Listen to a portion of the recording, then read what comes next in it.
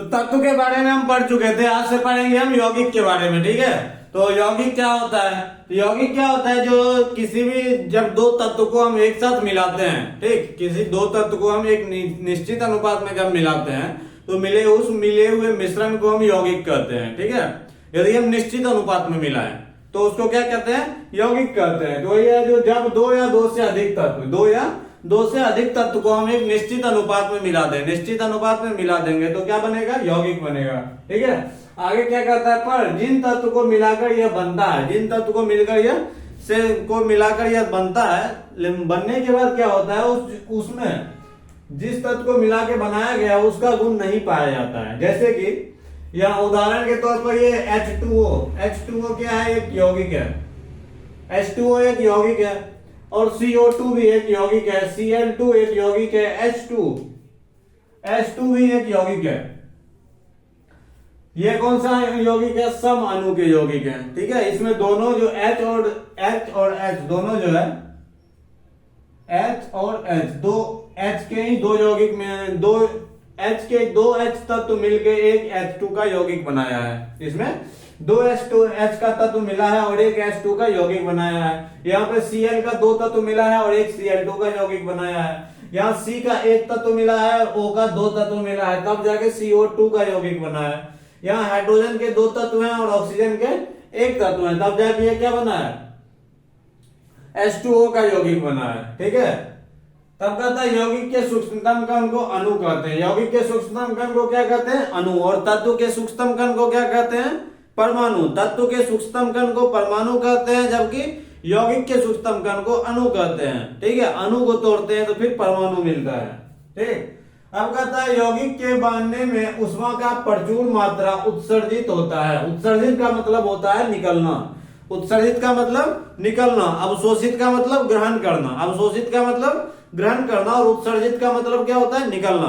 तो जो कहता है यौगिक के बनने में ऊष्मा की प्रचुर मात्रा उत्सर्जित होती है, जब यौगिक बनता है तो ऊष्मा की मात्रा निकलती है। ठीक है, आगे कहता है यौगिक के अवयवों को साधारण तरीके से पृथक नहीं किया जा सकता है। पृथक करने की अलग अलग साधारण विधि होती है। जैसे किसी को मान लीजिए आपको नमक को चीनी में मिला दिए, ठीक है, तो नमक को चीनी में एक साथ मिला देंगे तो उसमें नमक बहुत महीन होता है, उसको हम किसी चालने वाले बर्तन पे रख के चालेंगे तो नमक पहले झड़ के चाल जाएगा। ठीक है, उसी तरह यदि हम क्या कहते हैं बड़े पत्थर को बड़े पत्थर को चावल के दाने में गिरा देंगे तो हम चुन के उसको हम निकाल सकते हैं। तो ये साधारण तरीका हो गया पृथक करने का। पृथक करने का मतलब होता है अलग करना।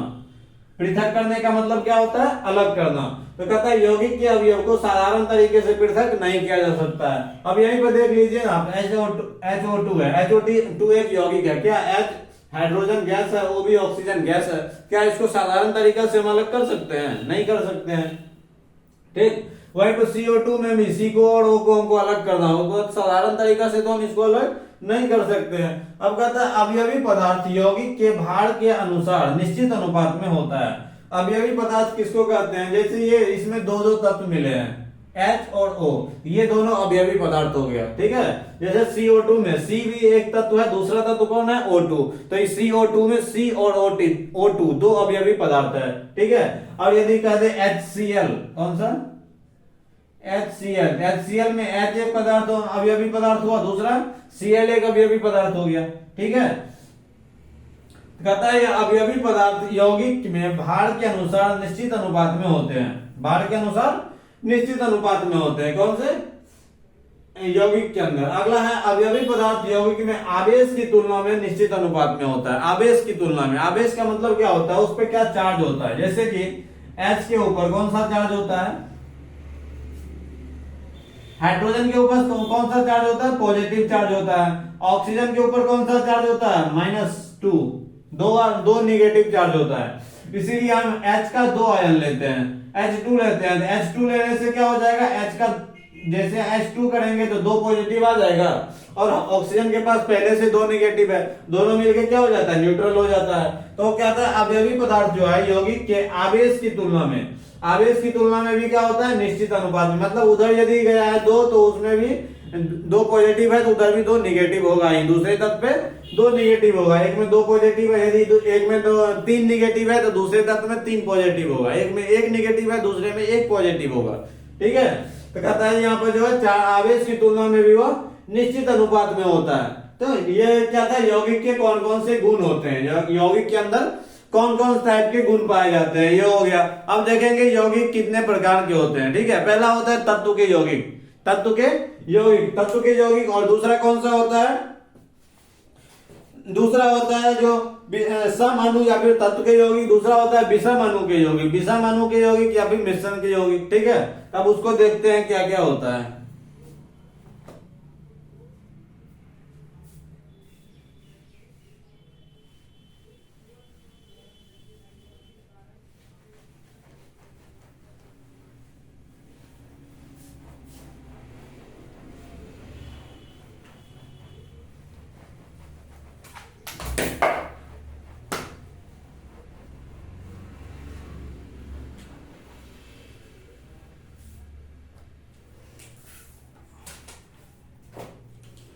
अब क्या है, सम अणु के यौगिक। ठीक है, सम अणु के यौगिक।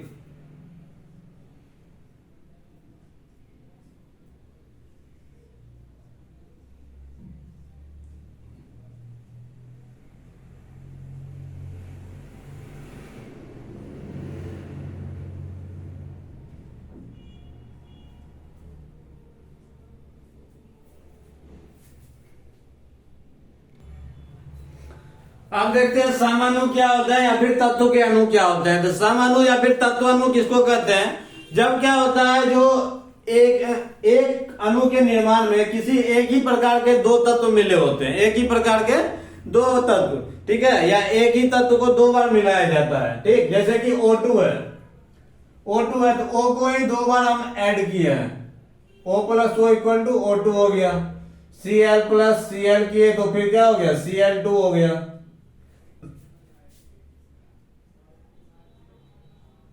H प्लस H क्या हो गया, H2 हो गया।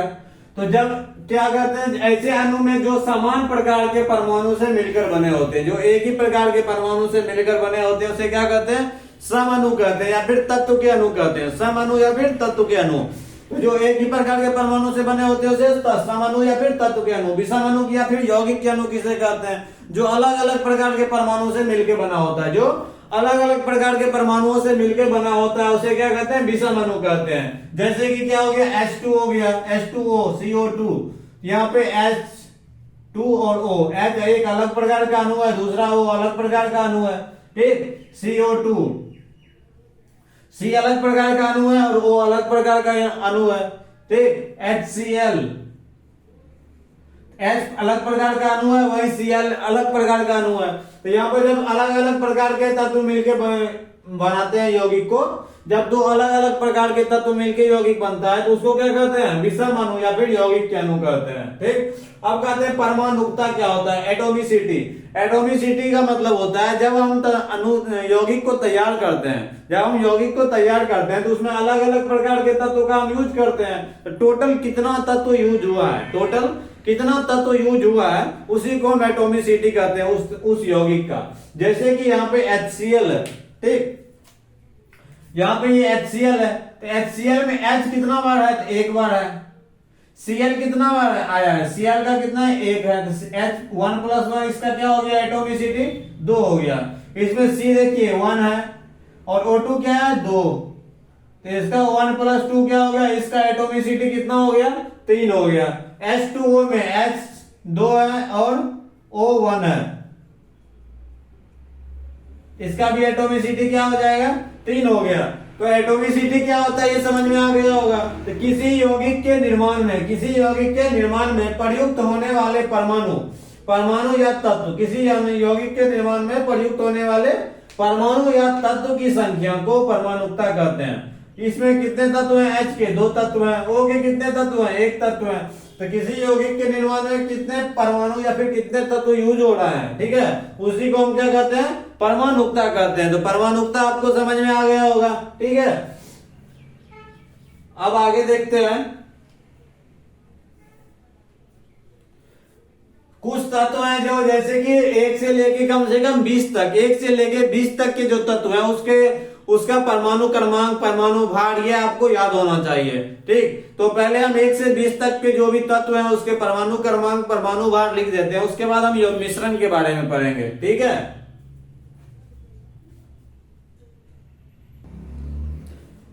चलिए देखते हैं। जो ये तत्व के कुल नाम है, यहाँ तक 13 हुए हैं। तो हाइड्रोजन है, हाइड्रोजन का संकेत क्या होता है? H होता है, और हाइड्रोजन का परमाणु द्रव्यमान जो होता है 1.008 होता है। ठीक है, ठीक, उसके बाद हीलियम का जो होता है संकेत He होता है, परमाणु संख्या इसका 2 होता है, और द्रव्यमान 4.003 होता है। हाइड्रोजन का जो परमाणु द्रव्यमान होता है, इसको वीवीआई में आप इसको रख लीजिएगा। ठीक है, क्योंकि ये बहुत बार पूछा गया है, जो हाइड्रोजन का परमाणु द्रव्यमान क्या होता है। ठीक, तो हाइड्रोजन का परमाणु द्रव्यमान बहुत बार पूछा गया है। और दूसरा पूछा गया, हाइड्रोजन के कितने समस्थानिक होते हैं? हाइड्रोजन के 3 समस्थानिक होते हैं, प्रोटियम, ड्यूटेरियम और ट्राइटियम। ठीक है, उसका होता है H11, H12, H13। H11 को बोलते हैं प्रोटियम,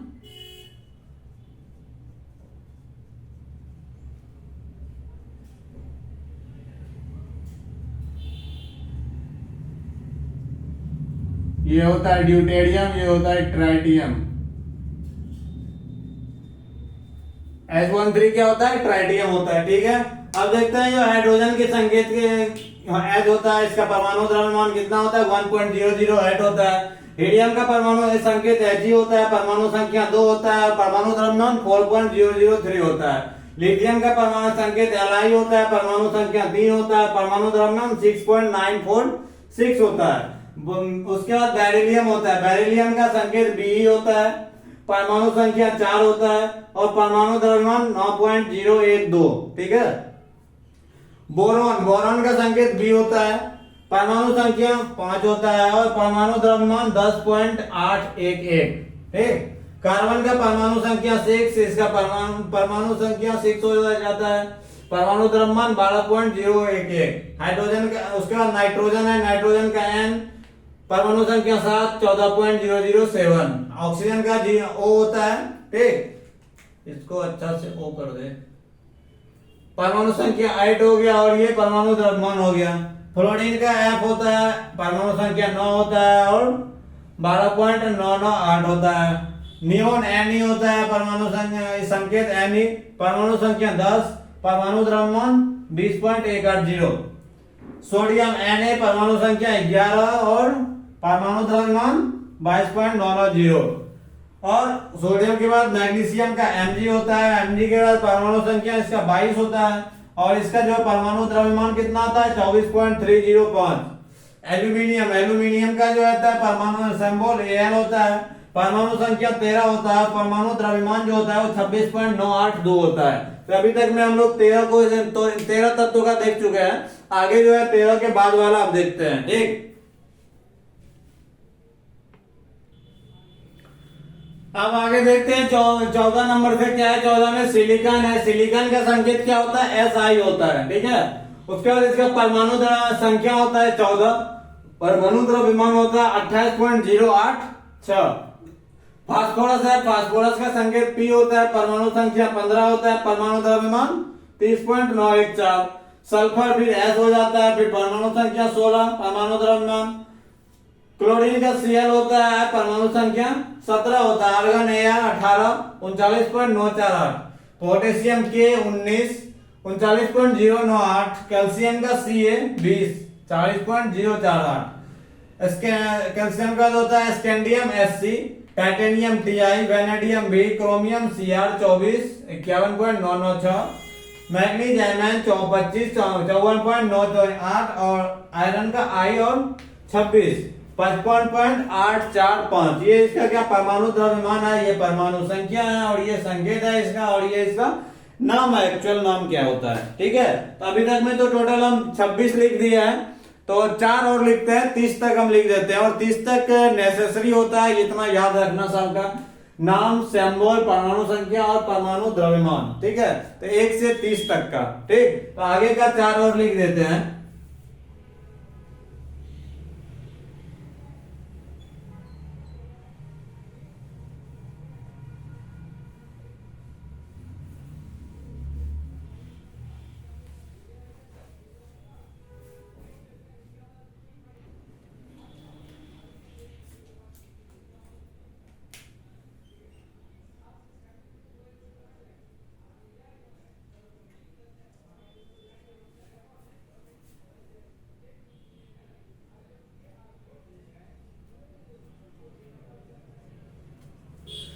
यहाँ क्या है, कोबाल्ट है, COBALT, कोबाल्ट। कोबाल्ट का संकेत CO होता है, परमाणु संख्या 27 होता है, परमाणु द्रव्यमान 58.933।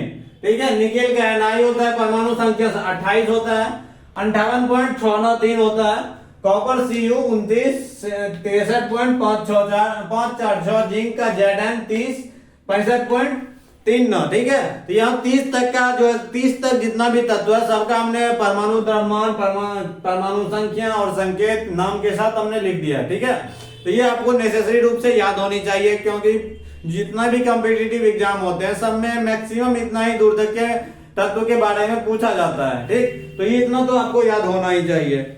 आगे देखते हैं किसके, हम तो यौगिक के बारे में हम पढ़ चुके थे। यौगिक के बाद हम किसके बारे में पढ़ेंगे, मिश्रण के बारे में। तो मिश्रण क्या होता है, यौगिक जो हम पढ़े थे, यौगिक में क्या था, जो दो तत्व को या फिर दो परमाणु को एक निश्चित अनुपात में मिलाते हैं तो उसको से क्या बनता था, हमको यौगिक बनता था। और उसके तो अब क्या पढ़ेंगे, मिश्रण के बारे में। यौगिक में क्या था, जो निश्चित अनुपात में मिलाते थे। किस अनुपात में, निश्चित,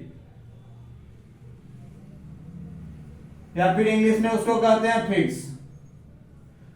फिक्स रेशियो या फिर निश्चित अनुपात में मिलाते हैं। लेकिन मिश्रण में क्या होता है, ये निश्चित शब्द हट जाता है, मतलब वो होता है किसी भी अनुपात में। ठीक है, किसी भी अनुपात में यदि मिला देते हैं तो क्या बनता है, मिश्रण बनाते हैं, मिश्रण बनता है। ठीक है, तो मिश्रण का परिभाषा डिफिनेशन क्या हो जाएगा, जब किसी दो तत्व या फिर दो परमाणु को हम किसी भी अनुपात में मिला देते हैं। जब किसी दो तत्व या दो परमाणु को हम किसी भी अनुपात में मिला देते हैं तो क्या बनता है, मिश्रण बनता है। ठीक है, अब मिश्रण दो प्रकार के होते हैं। कौन कौन होते हैं, तो एक मिश्रण होता है समांगी मिश्रण, दूसरा होता है विसमांगी मिश्रण। समांगी मिश्रण क्या होता है, तो समांगी मिश्रण जो होता है वो, यदि कोई मान लीजिए एक गिलास हम पानी घोले, एक गिलास है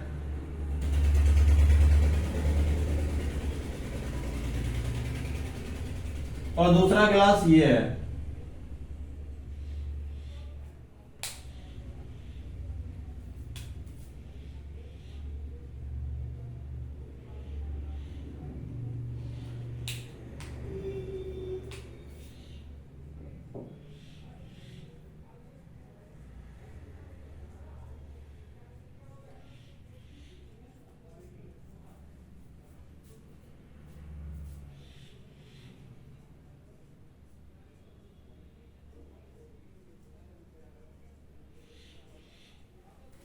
पहला गिलास में हम क्या किए, पानी और चीनी को एक साथ मिलाए। ठीक है, जब तक चीनी अच्छा से मिल जाता है तब तक हम इसको पानी और चीनी को अच्छा तरह से मिला दिए।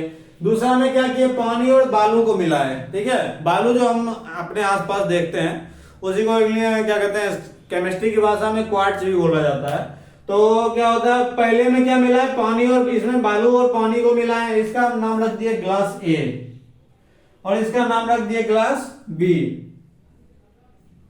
तब देखिए ग्लास ए के अंदर पानी और बालू मिला है। जब हम पानी और बालू को हम मिलाते हैं तो क्या देखते हैं, जो पानी और बालू का कण पूरी तरह से नहीं मिलता है। ठीक है, उसमें क्या होता है, मान लीजिए बालू का कण छोटा छोटा है तो उसमें यदि ये पानी भरा हुआ है तो उसमें आपको बालू का कण इस टाइप से दिखता है आपको।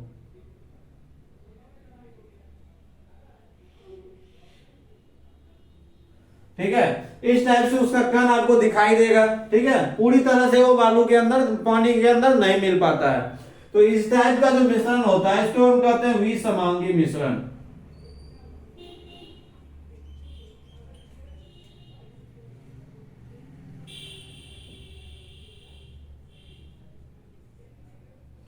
किस टाइप का मिश्रण, इसको क्या कहेंगे, विसमांगी मिश्रण कहेंगे। वहीं पर यदि हम पानी में चीनी को घोल देते हैं तो चीनी का कण आपको कहीं नहीं दिखेगा, चीनी पानी के अंदर। ठीक है, और वो पूरी तरह से उसमें डिजोल्व हो जाता है, पूरी तरह से उसमें घुल जाता है। और जब आप पिएंगे उसको, पानी में जब चीनी घोल दिए हैं, जब पिएंगे तो उसके हर पार्ट में आपको मिठास मिलेगा।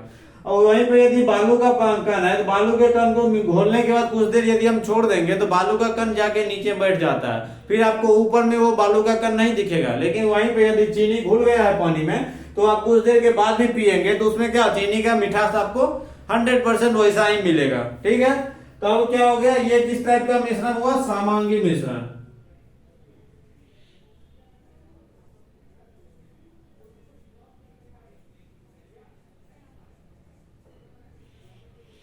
ठीक है,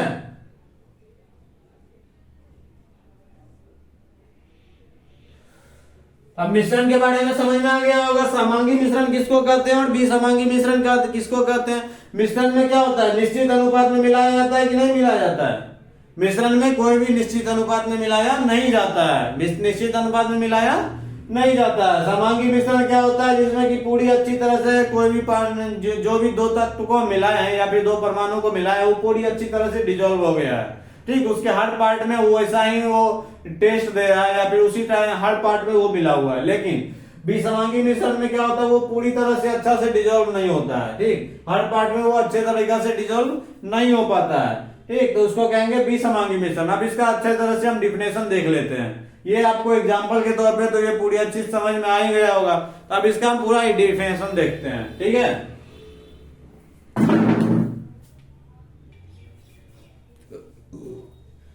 तो चलिए देखते हैं मिश्रण किसे कहते हैं। ठीक है, तो जब दो या दो से अधिक पदार्थ को किसी भी अनुपात में मिला दिया जाता है, किसी भी अनुपात में, निश्चित अनुपात में मिलाएंगे तो क्या हो जाएगा, यौगिक हो जाएगा। ठीक, और किसी भी अनुपात में मिला देंगे तो मिश्रण कहलाएगा। तो जब दो या दो से अधिक पदार्थ को किसी भी अनुपात में मिला दिया जाता है तो वो क्या कहलाता है, मिश्रण कहलाता है। उसमें क्या मिश्रण में क्या हो जाता है, जैसे यौगिक में क्या था, उसके अवयवी तत्व जो मिलाते थे, जैसे H2O में H मिलाते थे और O मिलाते थे। लेकिन जब H2O मिलके जल मिलता था तो जल के अंदर ना H का गुण मिलता था ना O का गुण मिलता था। लेकिन क्या होता है मिश्रण के अंदर, यदि जो तत्व हम मिला करके मिश्रण को तैयार किए उसमें उसका गुण पाया जाता है। जैसे शरबत बनाते हैं तो शरबत में चीनी डालते हैं, पानी डालते हैं, तो पानी का क्या गुण है, वो हमको क्या कहते हैं, पीने के बाद क्या कहते हैं, प्यास बुझाता है। तो शरबत पीते हैं तो प्यास तो बुझ जाता है। चीनी का गुण है मीठा होना, तो पीते हैं तो मीठा लगता है। ठीक है, उसी प्रकार चाय में दूध हम मिलाते हैं, दूध का गुण भी हमको पीने के समय मिलता है। उसमें चीनी डालते हैं तो मीठा लगता है, पत्ती डालते हैं तो उसका कलर चेंज होता है। तो क्या कहलाता है, जो मिक्सचर के अंदर उसके जो जो अवयवी तत्व हम मिलाए हैं, जो जो अवयवी तत्व मिलाए हैं उसका क्या होगा, गुण उसमें मिलेगा, मौजूद रहेगा। ठीक है, शरबत भी क्या है, मिक्सचर है, मिश्रण है, चाय मिश्रण है, बारूद, ये सबसे भी आई क्वेश्चन आता है, बारूद और मिश्र धातु। तो बारूद और मिश्र धातु क्या है, मिश्रण है। बारूद भी मिश्रण है, मिश्र धातु भी मिश्रण है। ठीक है, ये दोनों को ज्यादा इंपॉर्टेंट है, इसको याद जरूर रखिएगा। बारूद क्या है और मिश्र धातु क्या है, दोनों मिश्रण है। मिश्रण में दो भाग में बांटा गया है। मिश्रण को कितना भाग में बांटा गया है, दो भाग में। पहला समांगी, दूसरा विसमांगी। अभी तुरंत कुछ देर पहले बताए थे समांगी क्या होता है। समांगी मिश्रण के प्रत्येक भाग में गुण क्या होता है, समान होते हैं। उसे कौन सा मिश्रण कहेंगे, समांगी मिश्रण। जैसे चीनी पानी का मिश्रण और दूध और पानी का मिश्रण, चीनी पानी का मिश्रण और दूध और पानी का मिश्रण। दूसरा विसमांगी मिश्रण।